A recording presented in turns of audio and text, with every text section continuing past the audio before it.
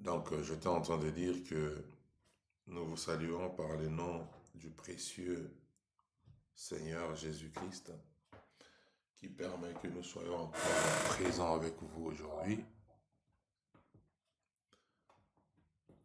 Il t'a réveillé, il m'a réveillé, il nous donne sa grâce, il nous donne sa paix.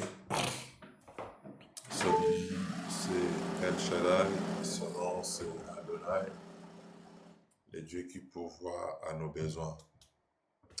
Nous allons prier, nous allons dire merci à Dieu avant de commencer le partage de ce matin. Dieu de gloire, nous bénissons ton nom et te célébrons, nous te disons merci. Merci parce que ce matin tu nous as réveillés encore en bonne santé. Ta parole déclare que c'est chaque matin que toi tu renouvelles ta bonté en nous. Merci de nous renouveler cette bonté ce matin qui se manifeste par le fait d'avoir le souffle de vie et de tenir jusqu'à ce moment-ci. Seigneur, nous allons parler de ta part. Il est écrit que lorsque les hommes parlent de ta part, ils ne le font pas parce qu'ils le veulent ou ils sont juste dans l'exercice de quelque chose qu'ils aiment bien. Mais c'est poussé par l'Esprit que les hommes parlent de ta part. Voilà pourquoi nous appelons ton Esprit, Seigneur, de descendre, d'être avec nous, de manifester sa puissance afin que nous soyons de ceux-là qui vont bénéficier de ta grâce ce matin. Mon Dieu, mon roi, laisse que toi seul qui connais les profondeurs de nos âmes, qui connais les profondeurs de notre être, qui connais les vides et le besoin, le manque qu'il y a en nous, que tu déposes ta parole aujourd'hui dans nos cœurs. Que la gloire te revienne. Bénis tout un chacun de nous, bénis le canal qui sera utilisé aujourd'hui ce matin. Bénis le panel par lequel ce message va passer et la personne qui tient ce panel. Et toutes les personnes qui nous écoutent, Seigneur, puisque ta parole est vérité, ta parole guérit, ta parole purifie. Ma prière est que quelqu'un soit purifié ce matin par ta parole, que quelqu'un soit guéri ce matin par ta parole. Il est écrit que dans leur détresse, ils crièrent à l'Éternel, et l'Éternel envoya sa parole pour les guérir. Seigneur, Père de gloire, que cela soit le cas pour nous ce matin et que nos attentes, les soucis profonds de nos âmes trouvent solution et guérison au nom de Jésus-Christ. Demeure le seul, le Dieu, l'unique et le véritable, que je servirai toujours avec force et dévouement. Dans le nom de Jésus-Christ de Nazareth, nous scellons cette prière et nous te disons Amen. Merci à notre Dieu pour la grâce qu'il nous accorde. Bien-aimés, shalom, shalom partout où vous êtes. Vous qui êtes en train de me saluer, je ne sais voir vos messages parce que je n'ai que l'ordinateur que je me sers de ça, la Bible qui est devant moi et la caméra qui me conduit chez vous, le Morgalov. Donc je ne saurais voir vos commentaires. Soyez bénis là où vous êtes. Bonjour à vous qui me saluez. Bonjour à vous. Je vais très bien. Vous qui demandez ma santé et je l'espère aussi pour vous. Par la grâce de Dieu, nous allons essayer encore de parler du message de la croix. Vous savez, pour vous qui êtes chrétiens, vous qui croyez à la parole de Dieu, la croix est le moment crucial de notre vie. La croix, c'est le summum de notre existence. Le fait pour nous d'exister en tant que chrétiens tire sa source dans la croix. La croix est le seul endroit où la signature par le sang de Jésus-Christ a donné l'ouverture à une nouvelle alliance. La croix est le seul moment qui donne essence à notre foi. La croix est le seul endroit qui donne à notre foi, à notre prédication, tout son sens. Et la Bible est en train de dire, si la croix n'avait pas existé, si la croix n'avait pas précédé la résurrection, donc si Christ n'avait pas ressuscité, le fondement de notre foi serait nul à ce moment-là. Vous voyez? Alors, La croix signe les débuts de la nouvelle alliance. Et je l'ai dit à un certain moment, à chaque fois que l'alliance était en train d'être construite avec les enfants de Dieu, signait l'alliance avec les enfants de Dieu, Dieu manifestait l'existence ou le début de cette alliance aussi par la mort. Vous voyez, par la mort, parce que la mort est le seul moyen de la régénération. La mort est le seul passage pour une nouvelle vie. Vous voyez, le cycle d'un arbre, le cycle d'un fruit, la Bible va dire, Christ nous dira, est-ce que la nature ne vous enseigne-t-elle pas? C'est une question qu'on pose. Pourquoi cette question? Parce que la nature est un enseignant. La nature est un homme. La nature, ce ne sont pas seulement les arbres que vous voyez. Tout ce qui constitue la nature est un homme. Et cet homme, c'est l'enseignement. Cet homme, c'est l'enseignement pur, l'enseignement vrai. Alors la question qui se pose là, à ce moment-là, c'est de nous dire, alors lorsque nous observons la nature, nous contemplons la nature, nous arrivons à comprendre quelque chose. Les gens qui ont fait euh, les sciences vous diront les principes thermodynamiques, si je veux le dire comme ça. Dans ces principes-là, on nous dit rien ne s'écrée, tout se renouvelle. Rien ne s'écrée, rien ne se perd, tout se renouvelle. Comment tout se renouvelle? Je prends l'exemple des énergies ou alors je vais prendre l'exemple euh, des arbres qui fait partie de la nature. Vous savez, l'arbre peut grandir, devenir très, très, très grand. Et les cycles de cet arbre, c'est les commencements, la posture de cet arbre dans le sol, sa croissance, sa mort pour sa régénération. Donc, mbuma nyonso oyo tozalaka nango, ebandaka soki tozwi mbuma, tolie yango, bafruit nango, bagraine nango, tobwaki yango na mabele, mabele eza na kapasité ya kozwa bagraine wana et refaire cycle mobimba de vie. C'est-à-dire les graines vont tomber dans le sol va jouer son rôle, les graines vont mourir, vont se décomposer afin de donner une nouvelle nature. C'est-à-dire que la vie passe par la mort. Le début d'une vie et le début et la fin d'une existence. Vous voyez, c'est la fin d'une existence qui commence et qui annonce une nouvelle vie. C'est comme ça que, comme la nature nous enseigne, mbuma soki kwei na mabele, ekufi et poli, ne bandaka vi mususu ya sika. Il y a des moments dans la vie lorsque tu crois véritablement que tu es arrivé au bout, lorsque tu crois que là tout est foutu, tout est fini, c'est alors qu'une nouvelle vie va commencer.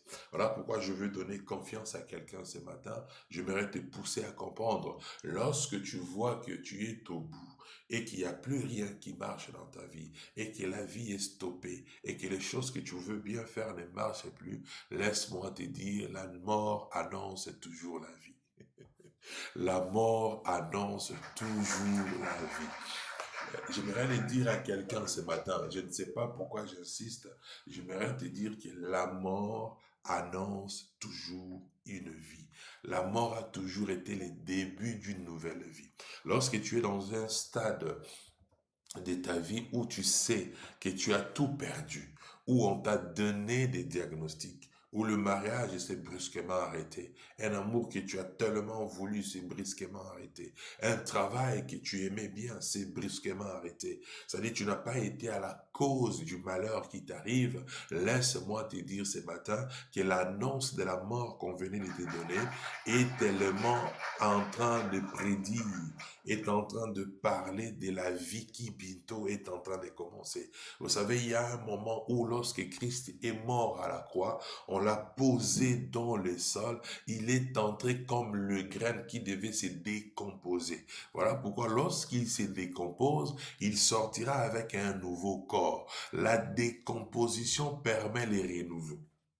La décomposition de l'ancien permet les renouveaux. Ça veut dire que lorsque tu passes par la mort, que ce soit dans tes finances, que ce soit en amour, que ce soit dans la profession, que ce soit, je ne sais pas, les domaines de la vie, ça peut toucher à ta santé. Laisse-moi te dire, la mort précède la vie qui sera pleine. La mort a juste précédé la nouvelle nature que tu auras. Mais une bonne nouvelle est que dans la nouvelle nature, tu vas revêtir les corps, mais les corps incorruptibles. C'est-à-dire que dans la nouvelle vie, tu auras la perfection de l'ancienne vie. Parce que dans l'ancienne vie, la mort était une fatalité, la mort était la fin de l'ancienne vie. Mais dans la nouvelle vie, là où tu vas revêtir Christ, laisse-moi te dire que le corps incorruptible que tu portes avec toi devient un corps éternel. Donc la deuxième vie a toujours été la perfection de l'ancienne. Et c'est pourquoi nous croyons à ces choses. Parce que nous savons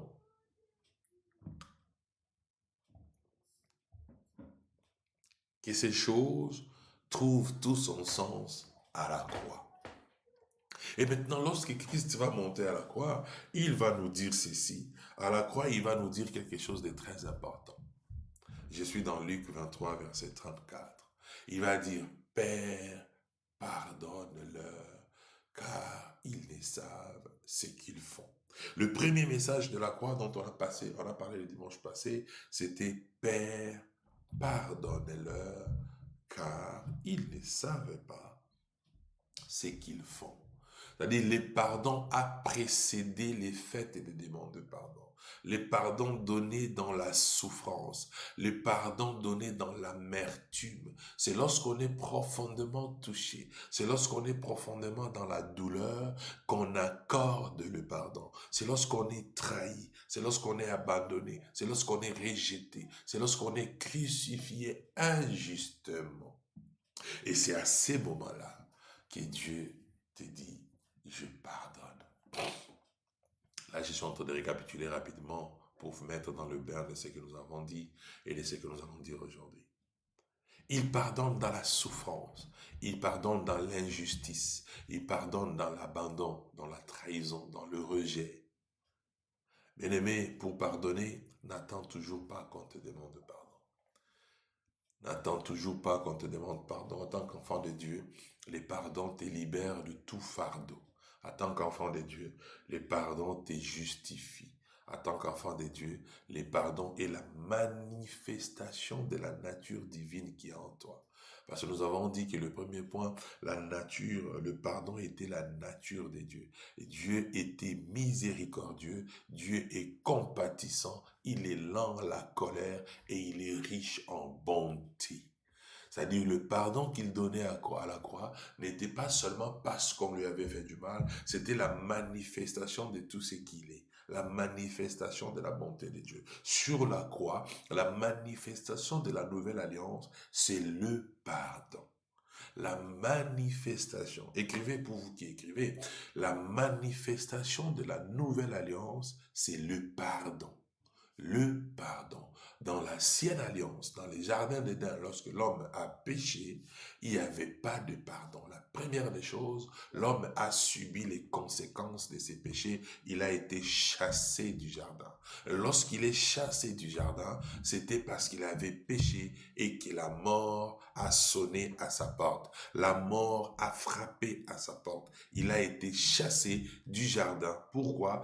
Parce que la mort était liée au péché. La punition de ce qu'il avait fait était là et les pardons n'avaient pas existé. Mais lorsque maintenant la croix va venir, la première des choses, pour que l'homme soit restauré, il faut d'abord commencer par pardonner. C'est-à-dire Christ arrive dans ta vie pour dire ton passé, je le pardonne. Ton passé, je l'oublie. Ton passé n'est n'a plus d'importance lorsque tu viens dans la présence de Dieu. Et que là, tu as un cœur sincère, tu arrives à te déverser devant l'Éternel. L'Éternel qui te donne sa grâce, finit par faire fi de ton passé. Il prend ton passé, il les jette dans les oubliettes. Toi qui étais pute, toi qui étais une femme maudite, toi qui étais une calomnieuse, toi qui étais une menteuse, toi qui étais un menteur, toi qui as passé toute ta vie dans le bêtise, dans les choses qui ne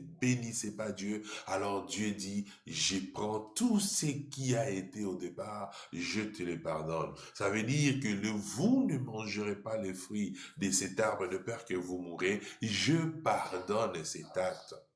Et lorsque Christ va pardonner cet acte, il ne restera qu'une seule chose. Maintenant, je suis dans le présent. Mon passé a été pardonné. Qu'est-ce qui reste alors de mon futur?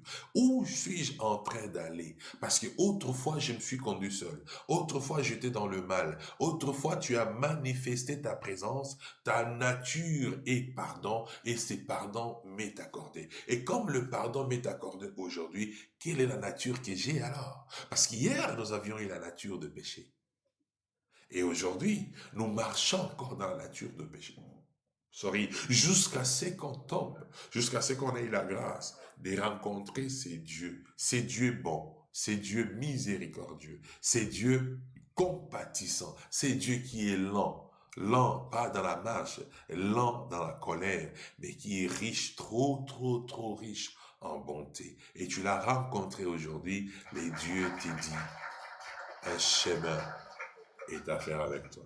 Un chemin est à faire avec toi. Le pardon comme la nature de Dieu. Nous avons aussi parlé du pardon qui précède la repentance. Ça, je l'ai expliqué. J'ai dit comment on peut arriver à pardonner avant qu'on les reconnaisse qu'on nous a fait mal. Et là, je donnais plusieurs versets aussi. Nous avons parlé de ces choses. Nous avons dit, Jésus prie pour eux avant même qu'ils ne demandent pardon. Avant basenga bolimbisi nzambe azelaki te batubela nzambe azelaki te bandimela ye nanu yango wana ndeko moko ayebi ozelaki te nayeba yo nanu.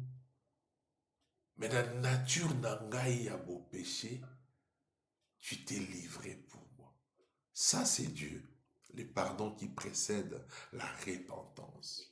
Okangaka mutema tous les jours, tu te dis, yo, nakolimbisaka yo jamais. Mabe yo salangai Morgan, jamais.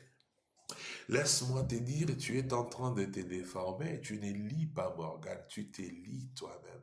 Parce que le pardon est la nature de Dieu. Et lorsque tu ne manifestes pas le pardon, tu ne portes pas la nature de Dieu. Et lorsque la nature de Dieu n'est pas en toi, laisse-moi te dire, tu n'appartiens pas à Dieu. Et pour appartenir à Dieu, on doit tout le temps de notre vie manifester Dieu, manifester la grâce, manifester la nature de Dieu. Le pardon qui précède, qui vient avant, juste avant. Et nous avons lu le livre de Romains 5, nous avons lu l'Acte des Apôtres 3, verset 17. Pourquoi? Acte 7 dira, je sais que vous avez agi par ignorance. C'est-à-dire, nous péchons par ignorance. Nous faisons ce que nous faisons par ignorance. Voilà pourquoi Dieu nous pardonne. Et nous avons encore dit, le pardon était la liberté, c'est-à-dire une clé qui a libéré les enfants d'Israël. Pourquoi? Parce que la Bible dit, si vous pardonnez aux hommes leurs péchés, votre Seigneur va aussi vous pardonner. C'est-à-dire que le pardon est la clé de nous pardonner. Le pardon est la racine même qui nous accorde aussi les pardons. Que toute amertume disparaisse du milieu de vous. Et c'est ce que la Bible dit. Il dit, pardonnez-vous réciproquement, comme Dieu vous a pardonné en Christ. C'est en Christ que Dieu nous pardonne. Si vous demandez, mais pasteur, qu'est-ce que tu es en train de lire? Ce que tu dis, tu le trouves où? Allez lire Éphésiens 4, chapitre 4, 31 et par là. Vous allez trouver ce que je viens de dire. Que toute amertume soit loin de vous. Que toute amertume s'éloigne de vous. Que toute amertume disparaisse du milieu de vous. Mais arrivez à vous pardonner réciproquement. Comme qui? comme Dieu vous a pardonné en Christ. Et c'est de là que nous avons arrêté notre prédication du dimanche passé. Et aujourd'hui, je vais continuer à partir. Et nous parlerons du deuxième message de la croix. Le pardon libère ton cœur, restaure ton âme et ferme les portes spirituelles négatives. Je dis ces choses ici parce que lorsque tu accordes ton pardon, tu te libères toi-même. Tu sens la tranquillité, tu manifestes Dieu et ton âme est restaurée. Et lorsque ton âme est restaurée, tu es dans une posture à recevoir parce que tu as la clé qui t'accordera ton propre pardon que tu as donné à l'autre personne. Lorsque tu vas te retrouver dans une posture, alors Dieu va se manifester et Dieu va t'accorder le pardon. Le pardon n'est pas une émotion ni une faiblesse. Par contre, c'était l'obéissance spirituelle et la manifestation de la nature de Dieu. La clé d'une totale liberté. Totale liberté. Alors aujourd'hui, nous allons prendre, c'était Luc 23 que nous avons lu, les versets 34, si ma mémoire est bonne. C'était Père, pardonne-leur, car ils ne savent ce qu'ils font. Et le deuxième message de la croix aujourd'hui, nous allons prendre le salut. Les saluts, pourquoi? Nous allons lire les Écritures. Je suis dans Luc 23, je commence à partir du verset 39. La Bible va dire ceci. Qu'est-ce qui est trop bas? C'est ma voix qui est trop bas? Est-ce que ma voix est trop basse? Morgane, est-ce que tu m'entends correctement? Très bien. Merci, donc tout est bon. Alors, nous allons parler du deuxième message de la croix. Le deuxième message de la croix, je suis dans Luc, toujours 23, mais je commence à lire à partir du verset 39. J'ai fini de poser les bases, j'ai fini de faire rapidement la récapitulation de ce que nous avons vu les dimanches passés. Nous passons au message d'aujourd'hui qui est les saluts. La Bible va dire ceci. L'un des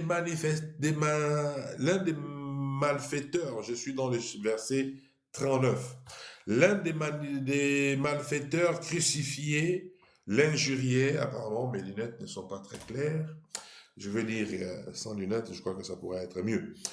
L'un des malfaiteurs crucifiés l'injuriait disant, n'es-tu pas le Christ?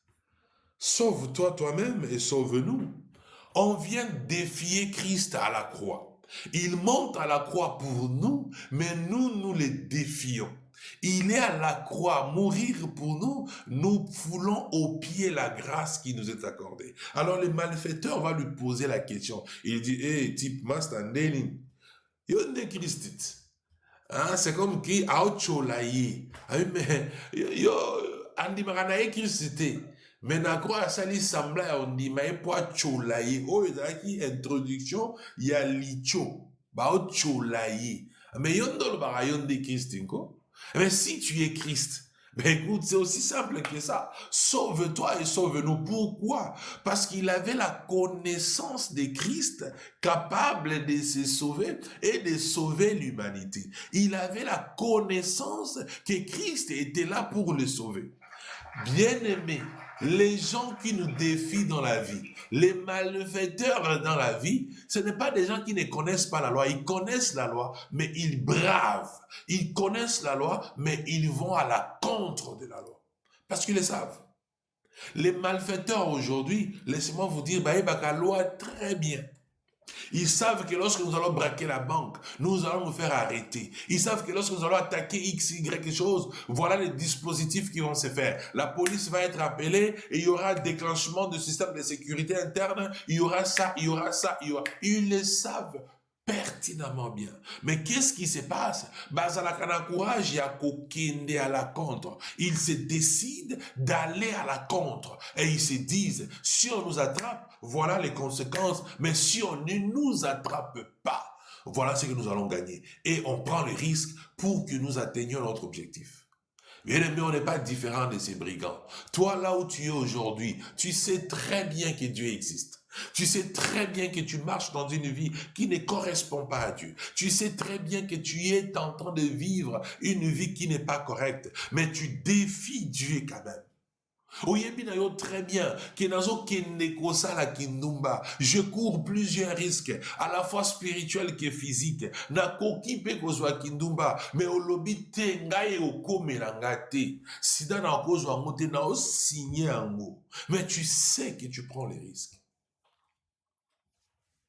Ces brigands, ces malfaiteurs, prenez les risques. Parce qu'ils savaient. S'ils ne savaient pas, s'ils n'avaient pas connu Christ, ils n'auraient pas dit ce qu'il a dit. Acholi Alobi, n'est-ce pas? N'es-tu pas le Christ? Sauve toi-même et sauve-nous. Biso na kufa ni kuluso aso yo apemwa na nzambe bana ngo mibikisa te. Et puis la semaine yo ça ta moi mawa moi muke bon bikisa biso.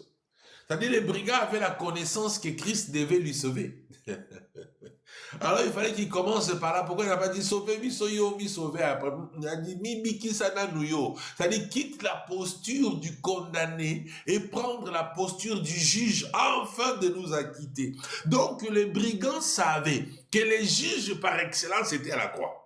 Les brigands avaient la vision. Les brigands étaient révélés que celui avec qui je suis sur la croix n'est pas celui qui doit être sur la croix. Et celui qui doit être de l'autre côté afin de m'acquitter moi. Mais seulement ce qu'ils n'avaient pas compris, ils disaient ces choses dans Licho.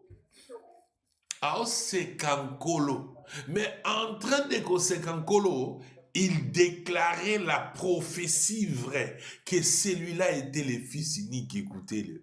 Il était en train de dire des choses vraies. La Bible dit, il s'assiera sur son trône et il jugera. Et voilà pourquoi les brigands savaient que sa place n'est pas là-bas. Il dit, commence d'abord par quitter toi et de te mettre dans ta posture de roi. Et parce que je sais que si tu es dans la posture du roi, le salut me sera accordé. On parle du deuxième message de la croix, le salut. Aujourd'hui même, tu seras avec moi. Aujourd'hui. Le salut. Mais pour que le salut te soit accordé, il faut que celui qui accorde le salut soit libre. Il faut que celui qui accorde le salut soit sur son trône. Vous savez, un président de la République peut vous libérer de la prison par les mécanismes qu'on appelle un décret présidentiel. C'est-à-dire, on va vous remettre, il y a un terme spécial qu'ils sont en train de chercher qui ne vient pas encore à l'esprit. Ezoya, Ezokima. Pardon? Exactement. Il peut te donner la grâce présidentielle. On appelle même ça la grâce. Voilà. On tire les versets encore des Écritures. On tire encore des dieux. Il peut t'accorder sa grâce. La grâce présidentielle est le moyen par lequel le président, de manière délibérée, décide de poser un acte qui libère une personne. Alors, le brigand savait qu'à la croix, Jésus perdait la posture du roi qui devait accorder la grâce. Il fallait que Jésus quitte la croix pour qu'il puisse revêtir l'habit royal, l'habit sacerdotal qui se pose sur son trône afin que lui, brigand, trouve la grâce. Brigand connaissait que la grâce de Dieu existe. Bien aimé, il y a des gens qui sont dans le mal et ils persistent disant que la grâce coule encore. C'est pourquoi l'Ifoko, averti par l'Esprit et Dieu, va dire ceci. La grâce coule encore. La grâce coule encore. Après, il a juste dit, ne foulez pas la grâce de Dieu aux pieds.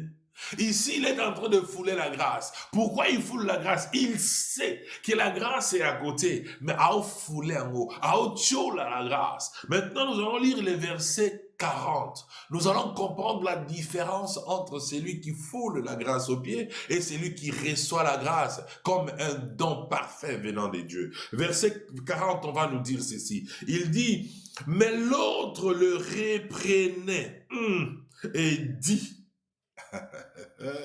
il disait ceci, ne crains-tu pas Dieu, Pourquoi il dit ne crains-tu pas alors que l'autre est en train de dire la vérité? Parce que la vérité dans la forme est dite par l'autre. Ezalaki ko seka nzambe. Ezalaki ko tchola nzambe. Ezalaki ko fouler la grâce aux pieds. Alors qu'il vivait avec la grâce. Vous savez, quand Christ était dans le milieu des gens, il pouvait côtoyer beaucoup d'autres personnes. Mais lui, il a eu la grâce particulière d'être seul à côté de Christ.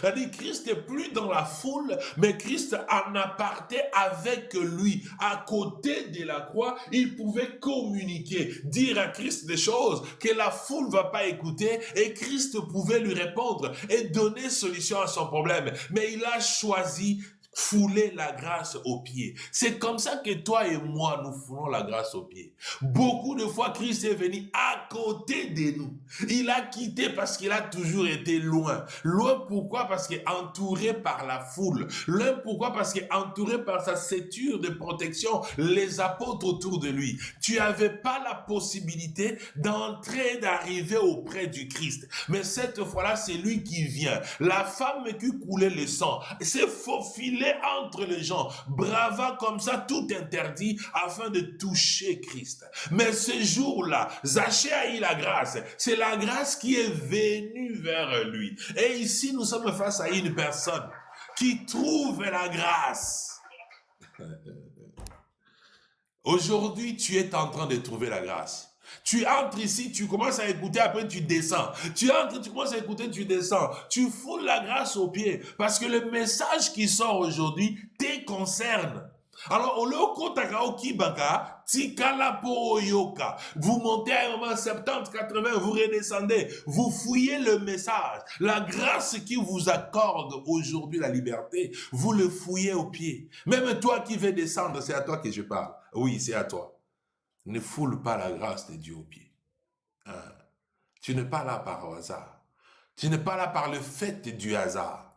Ne foule pas la grâce de Dieu aux pieds. Parce que ce jour-là, Dieu a dit quelque chose de très important à celui qui a saisi la grâce. Il va dire ceci. Ne crains-tu pas Dieu, toi qui subis la même condamnation que lui? Pour nous, c'est juste, car nous recevons ce que méritent nos crimes. Mais celui-ci n'a rien fait de mal. La confession de péché va commencer. Voyez-moi quelque chose de très important, je vais attirer votre attention. Adam, dans les jardins d'Éden, a dit, c'est la femme que tu m'as donnée. La femme a dit, c'est les serpents. Personne n'a demandé pardon à Dieu, personne. Je l'ai déjà dit ici, je ne veux pas le répéter aujourd'hui. C'est tout un mystère qui est fermé. Personne n'a demandé pardon. La foule n'a pas d'oreille. Mais dans les jardins d'Éden, personne n'a reconnu avoir transgressé la loi. La loi a été utilisée avec puissance sur eux, les mettant dans la posture de la mort. Mais ici, nous voyons encore l'image du salut. Les messieurs commencent par dire, moi et toi, nous méritons ce que nous sommes. C'est-à-dire la reconnaissance de ses péchés. La repentance commence à la croix. Je ne vais pas rester longtemps sur les dires de ces messieurs. Parce que si nous voulons ouvrir la révélation qu'il y a dans le verset 40, il y a beaucoup de choses à dire là-dessus. Parce que les gens disent, il y a Azoa Lobi Konae Amobesu. C'est une façon d'interpréter la Bible. Je vous parlerai du baptême, de la repentance et des faits de suivre Christ seulement dans le verset 40. Il y a beaucoup de choses que ce verset nous réserve. Mais je ferme cette parenthèse là parce que ce n'est pas notre message. Alors verset 41, il dit, pour nous c'est juste, je suis dans verset 42. Et il dit à Jésus, il tourne maintenant vers Jésus, il dit, souviens-toi de moi quand tu viendras dans ton royaume. Tous deux avaient la connaissance de qui était Jésus. Tous deux avaient la connaissance de qui était Jésus. Je reprends. Tous deux avaient la connaissance de qui était Jésus. Merci Seigneur. Bien aimé, vous pouvez avoir tous deux, 3, 4, 5 la même connaissance de Jésus. Mais Jésus se manifestera en vous selon que vous manifestez cette connaissance de Dieu. Jésus se manifestera en vous selon que vous manifestez cette connaissance de Dieu. Vous êtes face à une personne, deux personnes qui sont face à la même croix, mais ils ont deux réactions différentes. Bien-aimé, je souhaite pour ta vie que tu sois dans cette posture de ce deuxième malfaiteur, qui est prêt à reconnaître ce qu'il est et qui est prêt à demander le salut de sa vie, qui est prêt à chercher que la grâce ait l'impact sur sa vie. Une seule croix, deux réactions différentes. L'un rejette, l'autre reconnaît. Le même environnement, mais deux choix différents. Mais pour ça, la choix est selon Batou. Ne choisis pas parce que les gens ont dit ou les gens font. Il faut savoir faire le choix, avoir le courage de naviguer à contre-courant lorsque tes convictions te mènent dans une direction, alors saisis l'opportunité. Reste dans le camp de ceux-là qui comprennent qui est Christ et qui profitent de la présence de Christ pour trouver grâce. Et non ceux-là qui connaissent qui est Christ, mais qui se mettent à côté là. Vous savez, aujourd'hui, il y a un combat terrible sur l'Internet. Il y a un combat terrible par ceux-là qui ont beaucoup étudié, qui ont beaucoup de connaissances, qui, à par leur force de réflexion, ils sont en train de faire comprendre aux autres qu'ils ont raté. Et c'est comme il paye. C'est comme il paye au coin là, moi j'ai vécu ça. Écris juste, oui, moi j'ai vécu ça. Ou moi j'ai écouté ça. Écris ce que tu veux. Dis-moi juste que toi aussi tu as vu ça. Ils sont en train de se battre jour et nuit pour nous faire comprendre que Dieu n'existe pas. Il y a des gens qui vont te dire, Nazaraka pasteur, moi aussi j'étais évangéliste, j'ai prêché cette naïveté. Aujourd'hui, je suis clairvoyant. Dieu n'existe pas. Est-ce que yo so au quoi na live bongo? Est-ce que so yo ka bato bongo?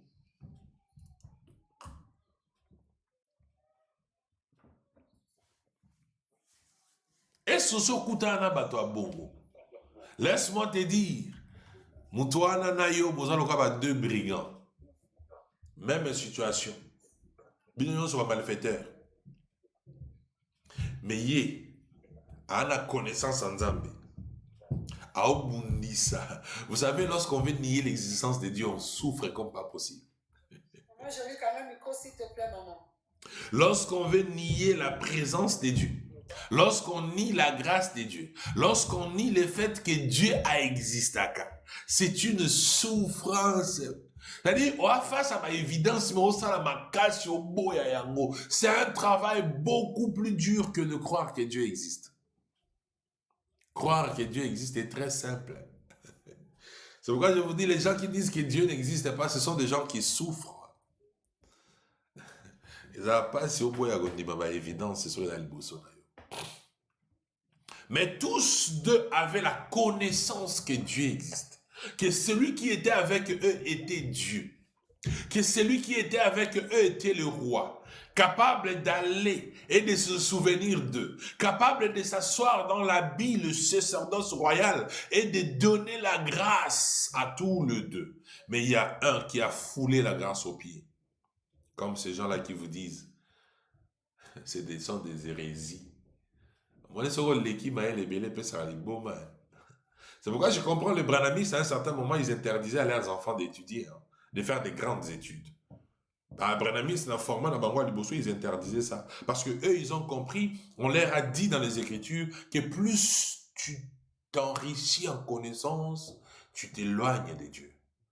Parce que la connaissance va commencer à te faire poser des questions de l'existence des dieux. Et quand j'ai grandi aujourd'hui, quand je fais face à ces choses-là, moi, ça ne m'étonne pas. Ça ne m'étonne pas. Il faut que la connaissance t'aide à aller de l'avant. Mais si la connaissance commence à te pousser à douter de ce qui sont vrais, des choses véritables, ça veut dire que tu as une connaissance pour ta propre destruction. Et voilà pourquoi les brigands avaient la connaissance pour sa propre destruction. Ils se moquent de Dieu, mais l'autre avait aussi la connaissance, mais pour son salut. Même croix, deux réactions différentes. Deux réactions différentes. Même croix, deux réactions différentes. L'un rejette la connaissance qu'il a, comme le font les gens aujourd'hui. C'est un effort qu'ils font de rejeter. L'autre reconnaît. Tu peux être dans le même environnement que tout le monde, mais il y aura des choix différents. Des choix différents. Jésus marchait dans la foule. La femme qui était en train de perdre le sang, elle n'était pas la seule qui était dans les soucis. Elle n'était pas la seule qui avait des problèmes.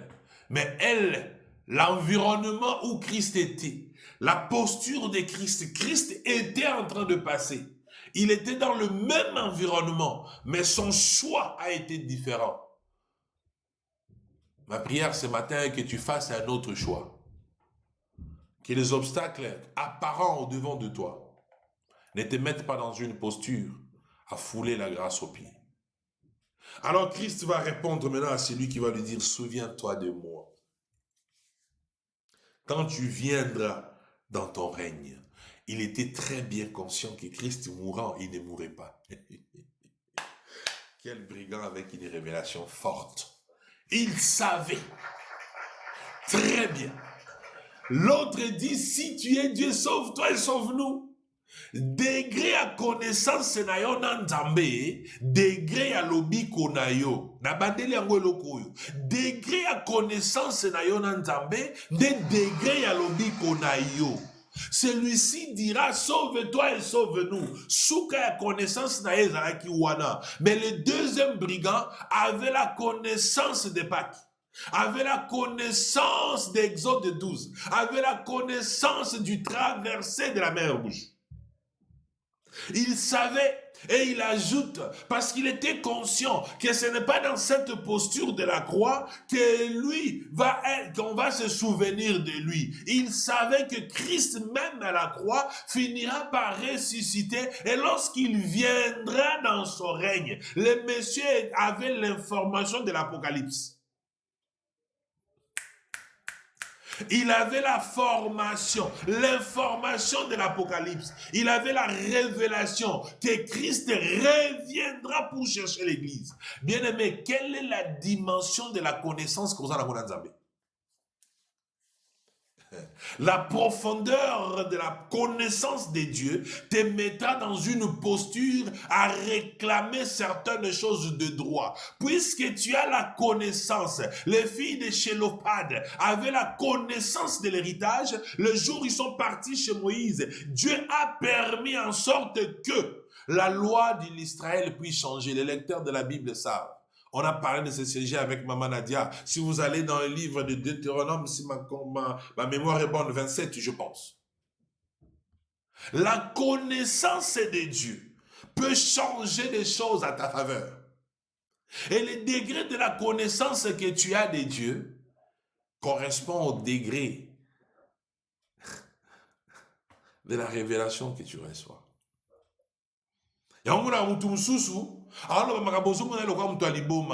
Il dit des choses, tu te dis, ah non, lui là, il exagère. Non, pas jusque-là. Parce que toi, ton niveau est bas. La connaissance que tu as de Dieu est bas. Vous avez un niveau à connaître que nous avons sauvera malaria. Vous avez un niveau à connaître que non, nous avons un sida, sida.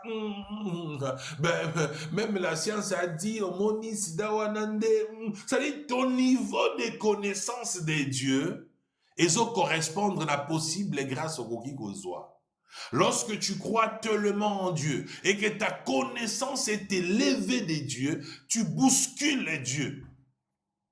Parce qu'il dit dans sa parole, si mes paroles habitent en vous et que vous, vous habitez en moi. Ça veut dire que la parole habite en vous, que vous habitez en Christ, le reflet, les principes du miroir. Si vous êtes pleinement dans la connaissance des dieux, la Bible déclare, demandez tout ce que vous voudrez, cela vous sera accordé. Alors une personne qui a cette dimension des dieux, il va entrer dans la dimension de la révélation pour toucher Christ dans le profondeur de sa connaissance. Il dit, lorsque tu reviendras dans ton royaume, parce que je sais personnellement que toi, tu es les dieux. Tu ne mourras pas seulement. Tu vas ressusciter, je sais. Et lorsque tu partiras aussi. Il était le premier à savoir que Christ va monter au ciel, alors que les autres ne le savaient pas.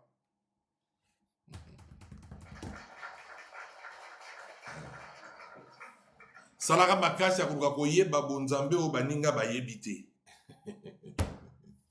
Salaka makasi na vie. Luka oyeba nzambe lolenge baninga bayebite. Tu dois avoir la possibilité de rencontrer Dieu seul. La vie d'un enfant de Dieu, ce n'est pas tous les dimanches comme aujourd'hui. La vie d'un enfant de Dieu, ce n'est pas parce que vous êtes dans un groupe, vous priez ensemble. La vie d'un enfant de Dieu se conjugue au singulier. Tu dois avoir la capacité de connaître les dieux que tu aimes, les dieux que tu sers en aparté. Une connaissance profonde et personnelle avec Dieu. Et c'est à ce moment-là que tu deviens inébranlable. Yango moni ba église na biso lelo ebele silinguya. Pour ba église na biso ebele otobenga ba église bâtiment et se transformant na ba association. Tosangana, tozala ebele. Comme le dit une sœur à Stockholm, tosangana libokema. To créer liboke na biso. Et ba liboke yango ba pesi yango ba kombo. O assemblée li batana soso, o assemblée li kolantaba, o assemblée ba pesi yango ba kombo. Ba association. Est-ce que c'est mauvais? C'est pas ce que je suis en train de dire. Les églises nominelles. Est-ce que c'est mauvais? Je ne sais pas ce que je dis. La vie d'un enfant de Dieu, c'est la rencontre personnelle que tu fais avec Dieu. Livre des Proverbes est en train de nous dire, faute de bois, le feu s'éteint. C'est-à-dire pour avoir la chaleur des choses de Dieu, pour allumer le feu de Dieu, pour permettre à ce que là où vous vous rencontrez, qu'il y ait véritablement la puissance et la manifestation de Dieu, il faut que vous soyez en mesure d'avoir la puissance personnelle avec Dieu. Il faut que vous ayez la possibilité d'être véritablement le bois sec. Pourquoi? Parce que si tu es le bois qui n'est pas sec, au grand péché, montre et continuer comme mata. Sois véritablement sec. Viens à la rencontre des autres qui sont secs pour que vous ayez la possibilité. Yakumatisa moto bien. La vie d'un enfant de Dieu, c'est vie en solo. Pas en groupe. Groupe est la conséquence, il y a oyo vivre en solo. Développe l'intimité avec Dieu. Développe la connaissance avec Dieu. Aujourd'hui, je parle de ce message de la croix. Mais ce qui est aussi ce message, continuez autant dans la Bible. Connais la parole de Dieu. Je l'ai dit hier lors de mon live, si tu es chrétien, maîtrise ta chrétienté. Si tu es musulman, maîtrise cela. Kozala nambu nambute. Yeba makambo yozondima. Kondima te eloko ozoyeba te ozondima kaka. Yeba makambo ozondima. Boyebi nde etambusaka mutu.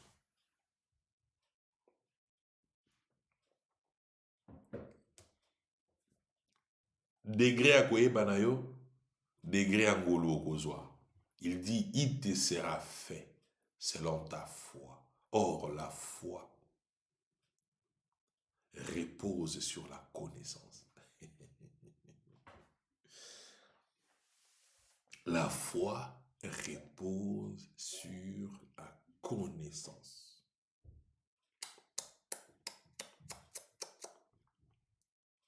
souviens-toi de moi quand tu viendras dans ton règne. Et Jésus va répondre, là c'est le deuxième message de la croix. Il dit, je te le dis, en vérité, aujourd'hui même, ou alors je te l'ai dit, en vérité, aujourd'hui tu seras avec moi dans le paradis. Aujourd'hui tu seras avec moi dans le paradis. C'est un message fort que nous allons recevoir ce matin, les saluts de son âme. Il a demandé le salut quand Christ reviendra dans son âme. Regarde, la connaissance profonde de Dieu peut changer les temps à ta faveur. Si le mariage devait venir dans 5 ans, la connaissance profonde de Dieu peut jouer à ta faveur 6 mois et belé. Je ne sais pas si je parle à quelqu'un. La connaissance profonde de Dieu peut faire en sorte que le travail causé la kawana, qu'il fallait au Zouango dans 2 ans, 2 mois et belé. Lorsqu'on connaît et qu'on a la connaissance de Dieu, Dieu appelle à l'existence ce qui n'existe pas. Aïe, aïe, aïe, qui a compris? Dieu appelle à l'existence ce qui n'existe pas. Si tu es connecté à ces dieux, si tu es le reflet de ces dieux, en termes de sa parole, tu demandes tout, il te sera accordé. Même lorsque tu crois que ça va arriver demain, et que commander l'élo parce que la connaissance que tu as de Dieu bouleverse le plan spirituel.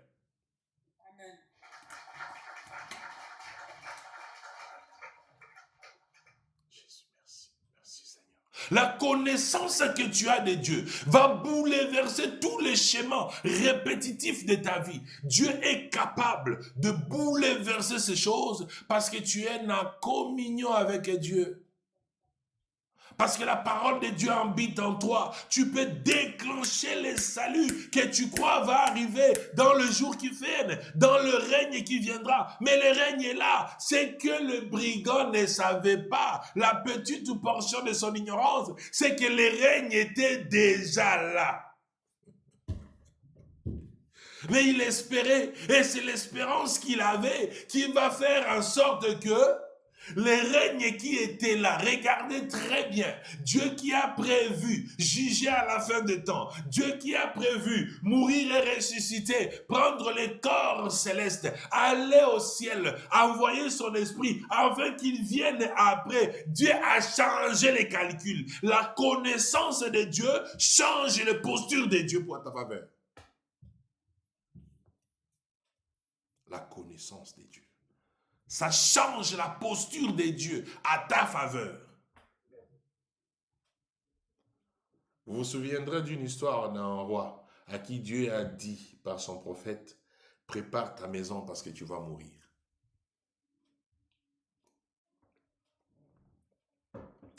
Cet homme étant pleinement dans la connaissance de Dieu, il sait que si je rappelle à Dieu,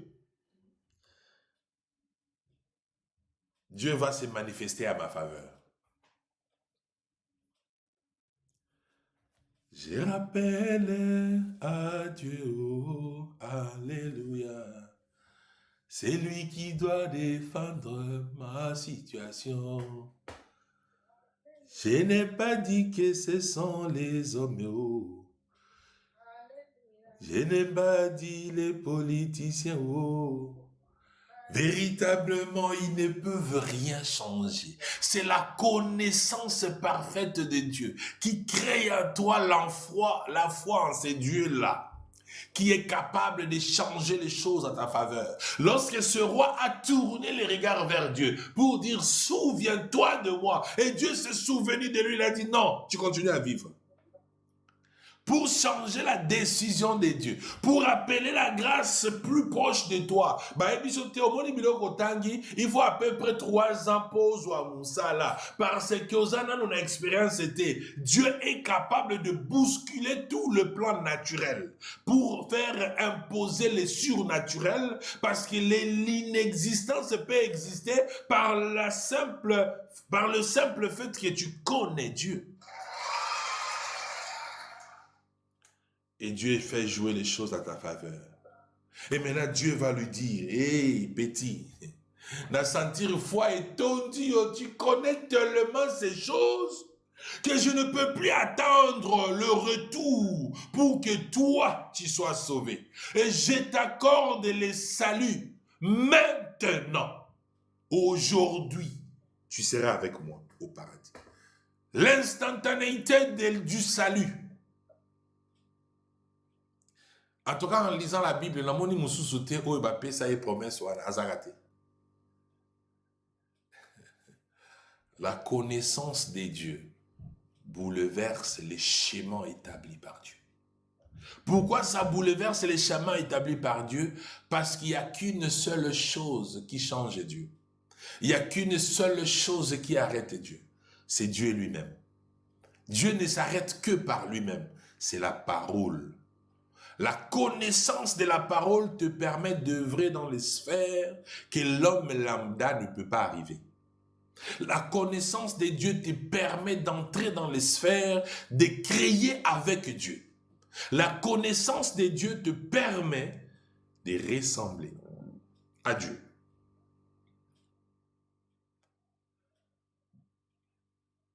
Dieu accorde les saluts.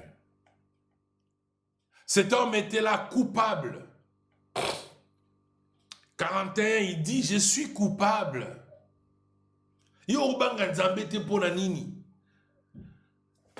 Aza coupable, il reconnaît. Ba condamné, ayebi na yepe. Et puis ayebi kaza na possibilité mon côté à kolongwa na croix. Pour lui, c'est fini. C'est fini. Il le savait très bien que c'est fini. A koki kosa eloko mususu te, a on mérité un, likambo comme lié, deux, aza condamné andimi ango, ayebi que c'est vrai. Ces gens ne sont pas contre moi. Mais regardez le premier message de la croix, Christ dit, ils ne savent pas ce qu'ils font. Pour Christ, ces gens ne savaient pas ce qu'ils font. Mais pour les brigands, ils faisaient ce qui était juste.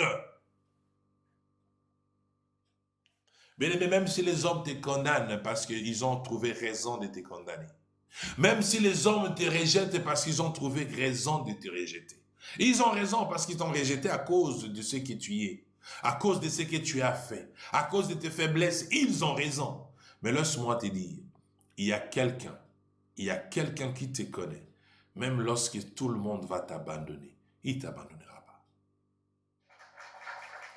Il y a quelqu'un qui sait, même lorsque tout peut s'arrêter et rien plus ne marche dans ta vie, il sait très bien que le monde, à cause de ton péché, qui est vrai, oyebi oza conscient, mais Dieu dit, puisque tu as la connaissance des dieux et des choses des dieux, je vais te sauver. Je veux te sauver. La connaissance des dieux te met en équilibre. La connaissance des dieux te permet d'éviter les péchés. Vous savez pourquoi? Parce que Dieu dit ceci. Puisque vous reconnaissez, puisque vous êtes coupable, puisque le monde vous a puni conformément à vos mal, au mal que vous avez fait, il dit, si vos péchés sont comme de la cramoisie, ils deviendront blancs comme de la neige. Parce que le processus de la transformation d'un malfaiteur à un homme du cité céleste ne peut se faire que par Dieu. Le processus qui transforme un brigand à un ayant droit au paradis ne peut passer que par Christ et par la croix.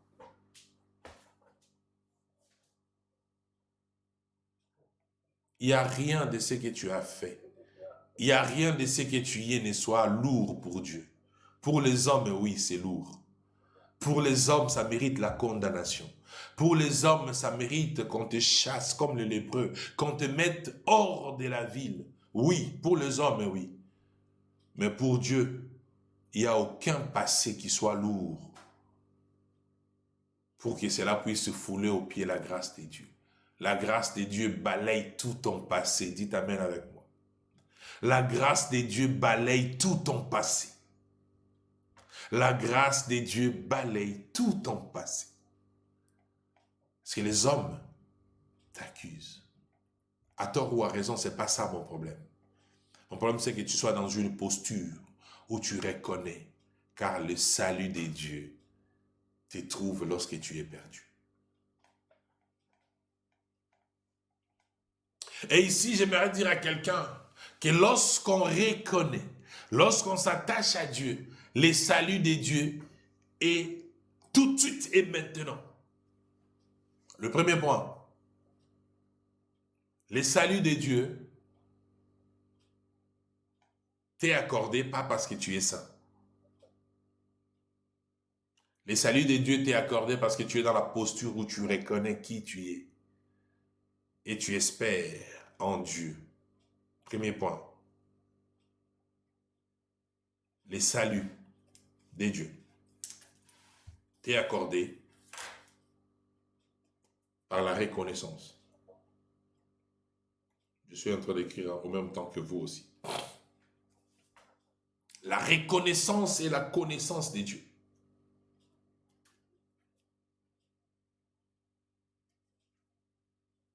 Retenez très bien ça, le premier point. Le salut des dieux nous est accordé par la reconnaissance et la connaissance des dieux. Vous pouvez l'inverser si vous voulez. Par la connaissance des dieux et la reconnaissance de notre état à nous. Le deuxième point. Le salut des dieux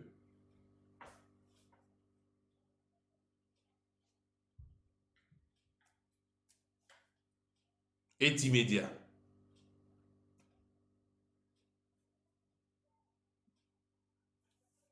Le salut des dieux n'a pas de date d'exécution. Si tu crois en Dieu tel que tu es, si tu t'abandonnes à Christ tel que tu es, le salut de Dieu va t'être accordé de manière directe.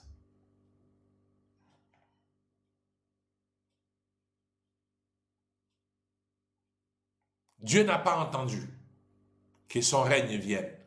Dieu n'a pas entendu que les choses puissent d'abord se mettre en place. Il n'a pas entendu que l'homme croie d'abord. Il n'a pas entendu que l'homme se fasse d'abord baptiser. Il n'a pas entendu que l'homme puisse passer par plusieurs choses.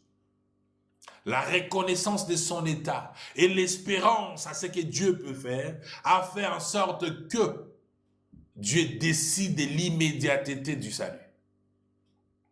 Et le salut n'a pas attendu. La Bible dit dans le livre des Romains 10, verset 9, on va lire ça. Je suis dans le livre de Romains 10.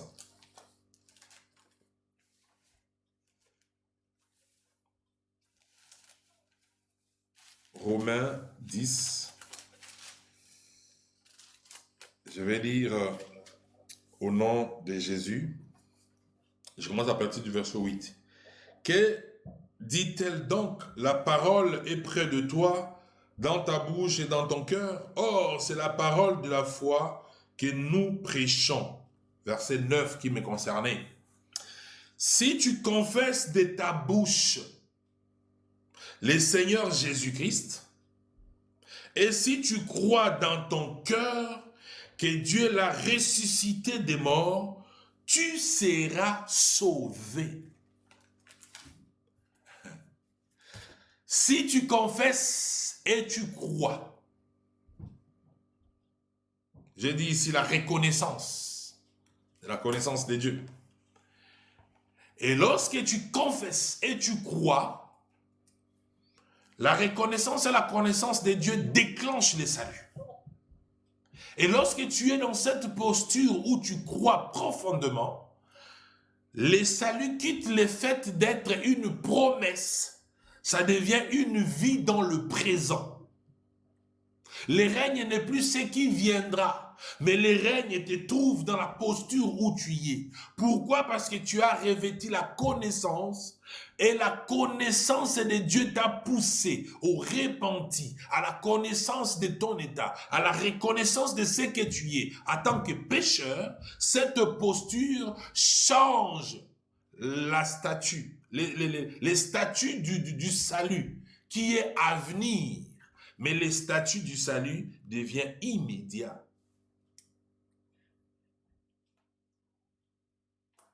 Le salut n'est pas quelque chose qui viendra à petits pas. Mais le salut est immédiat, de manière instantanée. On lui a dit aujourd'hui, pas demain. Pas demain, aujourd'hui. Pas demain, mais aujourd'hui. Et le salut, il me reste encore 2 points. Le salut de Dieu est le moyen par lequel nous sommes unis à Dieu. Le salut de Dieu est le moyen par lequel nous ressemblons à Dieu. 3e point, le salut comme moyen de ressembler à Dieu. De créer une relation avec Dieu. De vivre avec Dieu. Parce que lorsque nous recevons les saluts, c'est pour la vie éternelle. Souvenez-vous que dans le jardin d'Éden, la Bible dit que Dieu a dit dans le chapitre 3, verset 22, « Voici que l'homme est devenu comme l'un de nous. Empêchons-le alors de toucher à l'arbre de vie. » Pourquoi? Pour qu'il ne devienne pas immortel, pour qu'il vive éternellement. Et lorsque le salut entre dans ta vie, ça vient te donner, en plus de la connaissance que tu as, le salut vient te donner les fruits interdits du jardin d'Éden. La vie, le salut te redonne le fruit qui t'avait été interdit dans le jardin d'Éden par le fait d'avoir été chassé du jardin. On a mis le chérubin pour que tu n'y rentres plus. Mais le salut vient passer par là, prendre de ses fruits et te donner afin que tu vives éternellement. Le salut te permet de ressembler à Dieu.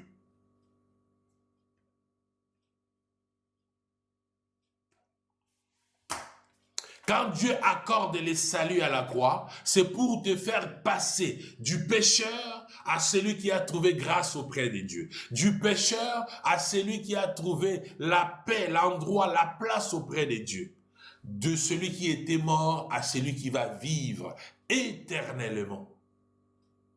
Voilà ce que le salut vient faire dans ta vie. La Bible dit, la vie éternelle est qui te connaisse. Est-ce qu'on peut lire ce verset-là? Il y a quelqu'un qui connaît ce verset? Qui connaît ce verset? Qui nous écrive ça rapidement dans le chat. La vie éternelle est qui te connaisse. Trouvez-nous le verset, s'il vous plaît. Vous qui connaissez la Bible. Vous qui lisez la Bible. Le lecteur de la Bible, trouvez-nous le verset. Si vous êtes rapide, vous trouvez. Sinon, je cherche par moi-même. Est-ce que les gens qui aiment bien travailler avec moi sont là?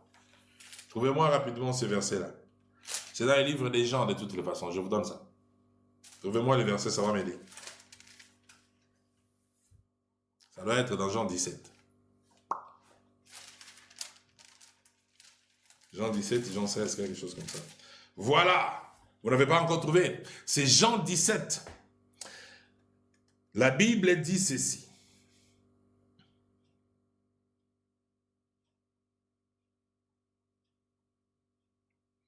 Je commence à partir du premier verset. C'est le verset 3 qui nous intéresse. La Bible dit, après avoir ainsi parlé, Jésus leva les yeux au ciel. Voilà. Et dit, Père, l'heure est venue. Glorifie ton Fils afin que ton Fils te glorifie. Selon que tu lui as donné pouvoir sur toute chair, afin qu'il accorde la vie éternelle à tout ce que tu lui as donné. Maintenant, écoutez le verset ici. On dit qu'afin qu'il donne la vie éternelle à tout cela que tu lui as donné. Le verset commence par « Or, la vie éternelle, c'est qu'il te connaisse toi, le seul vrai Dieu, et celui que tu as envoyé, Jésus-Christ. » Qu'est-ce que les brigands ont fait à la croix? Si ce n'est que l'accomplissement du verset 3. La vie éternelle est qu'ils te connaissent, les brigands. Connaissez. Comme le seul vrai Dieu. Et celui qui l'a envoyé, Jésus-Christ. La vie éternelle te met dans une relation parfaite avec Dieu. Dans une relation parfaite avec Dieu. La vie éternelle, le salut te met dans une relation parfaite avec Dieu. Et le salut te permet de ressembler à Dieu. Ce que tu as perdu dans les jardins d'Éden, par le fait d'avoir eu la connaissance. Et la connaissance devait te pousser à chercher la vie. Et la vie t'a été interdite par le fait qu'on t'a chassé du jardin. Mais le salut que Dieu accorde à la croix vient te donner la deuxième partie de l'arbre qu'il fallait que tu bouffes. Tu avais déjà bouffé l'arbre de la connaissance du bien et du mal. Ce qui t'est resté, c'était bouffer la vie. Et la vie t'est donnée par le salut qui te permet de ressembler à Dieu, qui te permet d'entrer en relation avec Dieu et d'être comme Dieu. Et tu reçois la vie éternelle et tu connais Dieu. Et il dira dans le livre de Jean 14:3, si vous voulez, on peut aussi lire ça. 14:3, il va dire ceci. Et lorsque je m'en serai allé et que je vous aurai préparé une place, je reviendrai et je vous prendrai avec moi, afin que là où je suis, vous aussi vous y soyez. Les brigands savaient que le règne viendra. Et le salut ici, afin que là où je suis, que vous aussi vous y soyez. Ça veut dire le simple fait d'aller vers Dieu ne s'arrête pas là. C'est vous allez pour ressembler avec Dieu, pour créer la relation et demeurer avec Dieu. Le salut est la voie qui te permet de demeurer avec Dieu. Et le quatrième point, ce salut ne peut arriver que par une seule chose. Par la foi seulement. Crois seulement. La foi porte du salut. Quatrième point. Et c'est par là que je vais m'arrêter. La foi comme la porte du salut. La foi égale porte du salut. La foi est une porte.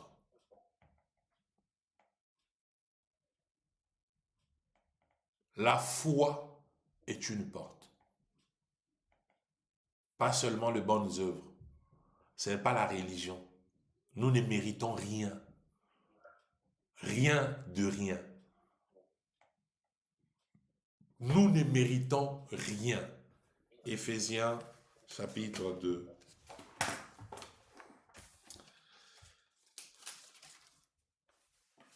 Éphésiens chapitre 2. Et nous allons prendre ensuite aussi les livres d'Hébreux et on va s'arrêter par là. Éphésiens chapitre 2. Je vais lire à partir du verset 5. Nous qui étions morts par nos offenses, nous a rendus vivants. Ici on parle de Christ. Avec Christ. C'est par la grâce que vous êtes sauvés. Il vous a ressuscités ensemble et nous a fait asseoir ensemble dans les cieux célestes, dans les lieux célestes en Jésus-Christ, afin de montrer dans les siècles à venir l'infinie richesse de sa grâce par la bonté envers nous en Jésus-Christ. Car c'est par la grâce que vous êtes sauvés, par le moyen de la foi. Et cela ne vient pas de vous, c'est les dons de Dieu. C'est les dons de Dieu. C'est les dons de Dieu. Nous sommes sauvés au moyen de la foi. La foi égale porte du salut. Les saluts nous arrivent par le moyen de la foi. Il ne s'agit que de croire. Parce que la foi est la porte du salut. Je vais finir par un dernier verset que je vais donner et je vais clôturer. Je suis dans Hébreux 10, je pense. Je suis dans Hébreux 11. C'est par la foi qu'Enoch fut élevé pour qu'il ne voie point la mort. Et il ne parut plus parce que Dieu l'avait enlevé. Car avant son enlèvement, il avait reçu le témoignage qu'il était agréable à Dieu. Or, sans la foi, il est impossible de lui être agréable. Car il faut que celui qui s'approche de Dieu croit que Dieu existe et qu'il est le rémunérateur de ceux qui le cherchent. Les rémunérateurs de ceux-là qui les cherchent. Que celui qui s'approche de Dieu croit que Dieu existe et qu'il est le rémunérateur de celui qui les cherche. La foi simple suffit pour ouvrir les portes du ciel. La foi simple suffit comme clé qui ouvre le ciel. La foi seule suffit. La foi égale les saluts. Je vais donner 4 points. Le premier point, les saluts passent par la reconnaissance de notre état et de la connaissance de Dieu. Les saluts qui passent par ces choses et les saluts qui nous arrivent de manière immédiate. Le deuxième point, l'immédiateté du salut. Lorsqu'on reconnaît, lorsqu'on connaît Dieu et qu'on reconnaît notre état, Dieu change le calendrier et l'amène au temps du présent et non du futur. Les saluts nous permettent de ressembler à Dieu. Après avoir eu la connaissance, la vie éternelle nous avait été interdite. Et les saluts ouvrent la porte pour la vie éternelle, afin qu'on ressemble à Dieu. Dernier point, les saluts égale la porte de la vie éternelle qui nous permet de ressembler à Dieu. Et le dernier point, bien sûr, c'est que les saluts ne peuvent venir que au moyen de la foi. Alors j'aimerais dire à quelqu'un ce matin qui m'a suivi, crois seulement en Dieu. Crois en Dieu. Peu importe ton passé, Dieu te restaure. Dieu te sauve aujourd'hui. Aujourd'hui. Pas demain, aujourd'hui. Mais pour cela, il faut passer par 3 étapes de ta vie. Il faut reconnaître à la fois Dieu et ton état. Et il faut croire au moyen de la foi. Et c'est ainsi que tu vas recevoir. Tu reconnais, tu crois, tu reçois. À la croix, Jésus-Christ a libéré 2 choses importantes dont nous venons de parler tout à l'heure. On parlait les dimanches passés et ces dimanches. 2 choses importantes. Il libère le pardon et il libère le salut. Le livre de Colossiens 2 est en train de dire que Dieu nous a pardonné toutes nos offenses. C'est-à-dire Dieu libère les pardons pour guérir et effacer ton passé. Et Dieu libère les saluts pour rassurer, pour assurer, pour conforter ton futur. Dieu libère les pardons pour effacer ton péché. Et Dieu libère les saluts, Jean 3,16, afin que quiconque croit en lui ne périsse point. Le futur est garanti. La croix comme fondement. Je l'ai dit il y a 2 dimanches, les dimanches passés. Vous qui êtes en train d'écrire, je vous ai dit ceci. Vous pouvez écrire comme thème le pardon et le salut comme un mot beaucoup, comme un fondement, comme la base qui nous conduit vers la grâce, qui nous donne la vie, qui nous donne la paix. Parce qu'on commence par effacer notre passé, par le pardon. Et on ne s'arrête pas là. On va assurer notre futur par le salut. Par le salut. Pour le pardon, je vous ai donné le livre des Colossiens 2. Lisez tout Colossiens 2. Mais le verset qui va nous intéresser, c'est entre le verset 10 et le verset 14e. Je crois que c'est le verset 13, si ma mémoire est bonne. Il nous a donné le salut pour assurer notre futur, afin que Moutounio soit rondimelaï, à Boukati. Alors on se posera la question aujourd'hui. Quel est le degré de pardon dans ton âme? Quelle est la place du pardon que tu accordes aux autres? Que veut dire le pardon pour ta vie? Est-ce que tu as véritablement pardonné? Est-ce que tu es pardonné? Parce que les messages commencent par les pardons. Et les pardons qui ouvrent les saluts. Et les pardons qui ouvrent la voie du salut. Je vais prier avec quelqu'un. J'aimerais que je puisse prier avec quelqu'un. Si je suis en train d'arriver à la fin. J'aimerais que je puisse prier avec quelqu'un. Pasteur, est-ce que c'est possible de prier avec moi?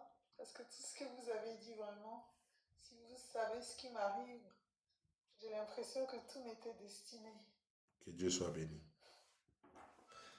Est-ce qu'il y a quelqu'un d'autre avec qui je veux prier? Manifestez-vous, écrivez sur les chats, si vous voulez. Moi, pasteur. Moi aussi. Écrivez sur les chats, j'aimerais prier avec quelqu'un. Je sens que Dieu veut que j'ai prié avec quelqu'un. J'aimerais prier avec quelqu'un. S'il y a quelqu'un qui veut prier avec moi, apprête juste ton cœur et déverse ton cœur devant Dieu. J'aimerais prier avec quelqu'un. J'aimerais prier avec quelqu'un. Merci Seigneur. J'aimerais prier avec quelqu'un. Écrivez juste dans les commentaires moi.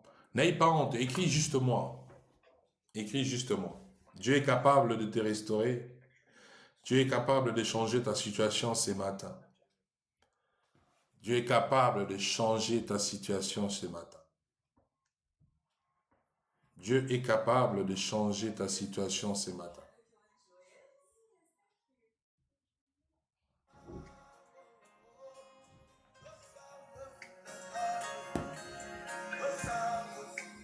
Merci Seigneur.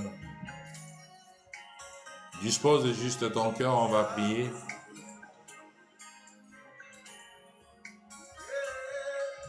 Lo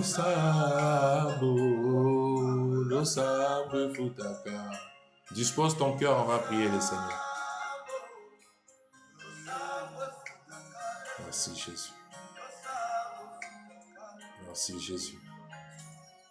Merci Jésus, glorifie ton nom.